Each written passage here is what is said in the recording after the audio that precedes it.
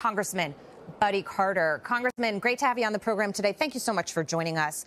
I want to get your take on where this debate is, because the president did it at the State of the Union the other night as well. He keeps harping on this issue that Republicans want to end Social Security and Medicare. The problem here is that the programs do need some reform, and Rick Scott acknowledges that, in order to make them solvent into the future so that people still can get the benefits of the programs. Having said that, it's being twisted and turned into something that it's not here.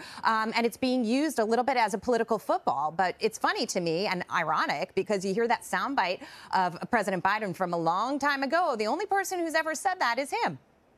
Absolutely. You know, that's why I say that this supposedly State of the Union address Tuesday night, it was more of a state of confusion address. I mean, Senator Biden wanted to suspend the Social Security and Medicaid and Medicare, and now he's claiming that Republicans want to end it. No, it's ridiculous. We have always said we want to preserve it. We want to stabilize it. We want to save it. That's what we want to do. Now, he can continue to ignore it if he wants to, but I'm going to tell you, it's got to have attention. We've got to do something about this. We've got to address this situation. Otherwise, it's not going to be there. And that's why Republicans are trying to do our best to save this program, to preserve it so that it'll be there for generations to come. Yeah, and this is really about the fact that we've paid into these programs. And so if they're mismanaged ultimately, and they are not available to Americans who have paid into them, that would really be the travesty now, wouldn't it?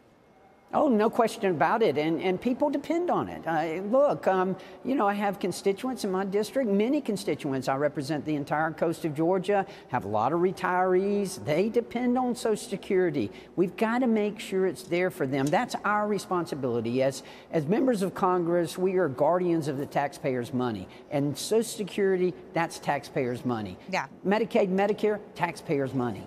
Can I ask you about this? Because you introduced the Fair Tax Bill. You say the bill is going to, quote, simplify the tax code with provisions that work for the American people and encourage growth and innovation. Congressman, I was reading about this, digging into it a little bit earlier today. Essentially, it would be a system where people wouldn't necessarily be paying taxes on a percentage of income that they make, but rather consumption. The taxes on goods they consume would be higher, and you would assume that people who make more money are consuming more, so they would be paying more. You know, which would match up with the kind of income that they're bringing in. But explain to me how this works and how it could revolutionize the system, because it's been highly criticized. Well, look, it's simple, it's fair, it's flat. It's consumption tax. It's just like what they have in Florida and Texas. They don't have income tax. They got consumption taxes, two of the biggest economies in the world right there. It works, and it will work here. And look, people don't like to pay taxes, but they would much rather pay a consumption tax than an income tax or a payroll tax, because this gives them control. They can decide where they're going to spend their money instead of the federal government. And that's why the Democrats and the administration, that's why they're so critical of it, and they don't like it, because they lose control. This way, the current system, they lose control of you if that goes away. With the fair tax, you have control. If you want to buy a boat, you're going to pay taxes. If you don't want to pay taxes, don't buy a boat. And oh, by the way, the wealthy, they buy yachts. People like me, I buy a John boat. The taxes on a yacht is a lot more than the taxes on a John boat.